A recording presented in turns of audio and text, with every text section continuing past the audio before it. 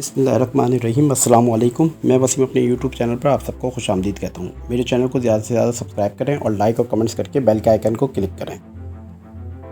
آج میں جس ٹاپک پر آپ سے بات کرنا چاہوں گا وہ ہے پاکستانی سیاست۔ پاکستانی سیاست میں اگر ہم دیکھیں تو کبھی بھی گالی اور گولی کی اصطلاح کوئی نئی بات نہیں رہی۔ پاکستان کو اس کے قیام سے اب تک سیاسی طور پر پنپنے ہی نہیں دیا گیا۔ قائد اعظم کی وفات سے لے کر لیاقت علی خان کی شہادت ہو، بھٹو صاحب کی پھانسی ہو یا سیاسی حکومت کا ابھرنا اور زوال پذیر ہونا، کوئی نئی بات نہیں۔ اور جب کچھ سمجھ میں نہ آئے تو اسٹیبلشمنٹ کو آسانی سے مورد الزام دے کر رونا گانا کرنا۔ تمام سیاسی قیادت کو یہ بات سمجھنے کی ضرورت ہے کہ سیاسی استحکام صرف اور صرف عوام کی فلاح و بہبود اور ان کی خوشحالی پر منحصر ہے، نہ کہ اپنے خاندان کی خوشحالی اور پارٹی کی مضبوطی پر، کیونکہ کسی بھی پارٹی کی بنیاد اس کے درینہ کارکن اور عوام کی پذیرائی ہوتی ہے، اور وہ ہتھیار ہے جس کے سامنے بڑے سے بڑا وقت کا فرعون بھی گھٹنے ٹیکنے پر مجبور ہو جاتا ہے۔ لیکن جب اقتدار کے مسند پر بیٹھنے والا ہی فرعون بن جائے اور عوام کے خون چوسنے اور اس سے کیے ہوئے وعدوں کو رونتے ہوئے بم پروف گاڑیوں کی ظلمت میں شیشے کے اس پار سب کچھ اچھا اور سب کچھ بہتر نظر آتا ہے۔ پناہ گاہ قائم کرنے سے بہتر تھا کہ کچی بستیوں میں مقیم غریب مکینوں کے اعلیٰ تجار پر توجہ دی جاتی۔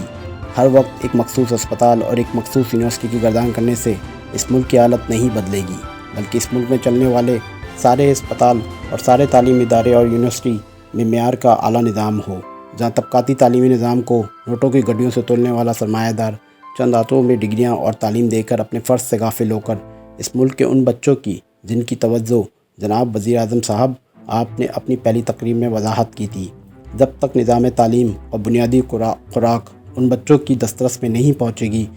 تب تک اس ملک کا نظام اور اس ملک کی تقدیر نہیں بدلے گی، کیونکہ یہ جنگ نظام کی نہیں سوچ کی ہے۔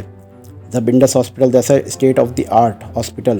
خودکار نظام اور صاحب ثروت لوگوں کی مدد سے ہر قسم کے لوگوں کو بغیر کسی تفریق کے فری آف کاسٹ معیاری صحت کے فرائض انجام دے سکتا ہے، اور دی سٹیزن فاؤنڈیشن جیسا ادارہ ریموٹ ایریا میں غریبوں کو مفت تعلیم پہنچانے کا بیڑا اٹھا سکتا ہے، اور ایدی اور چھپا ایمبولینس کا مضبوط نظام کسی حکومتی مدد کے بغیر فراہم کر سکتے ہیں، اور سیلانی جیسا ادارہ غریب لوگوں کو 2 وقت کا کھانا اور بنیادی ضرورت اور اس کے ساتھ ساتھ جدید آئی ٹی کی تعلیم مہیا کر سکتا ہے، تو پھر کیا وجہ ہے کہ حکومت وقت اپنے وسائل کو بروکار لا کر عوام کو جو دکھوں کو چکی میں پیس کر نہ جانے کب سے مسیح کے انتظار میں اپنے ہی زندگی کے گن چکر میں پانی کے بوند اور 2 وقت کی روٹی کو پورا کرنا ہی مشکل ہو جائے، تو پھر کون سی جمہوریت اور کون سا نظام؟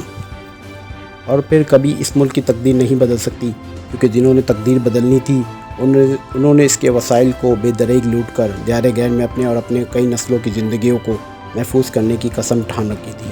جب اقتدار کے مزے لوٹنے والے اس ملک کے باسیوں کی فلاح پر خرچ کرنے کے بجائے اپنے ذاتی مقاصد کے اصول اور دبئی اور لندن کو اپنا قبلہ بنائیں گے، تو اس ملک کی تقدیر بدلنے کا دعویٰ کرنے والے صرف اور صرف عوام کو خلائی مخلوق سے ڈرا کر ان کے ساتھ نہ جانے کب تک یہ بونڈا مذاق کرتے رہیں گے، اور یہ عوام نہ جانے کب تک ان کے نعروں اور جھوٹے وعدوں پر ان کی سیاست اور حوث در کے لیے اپنے آپ کو مفلسی کے دلدل میں پھنساتے جائیں گے۔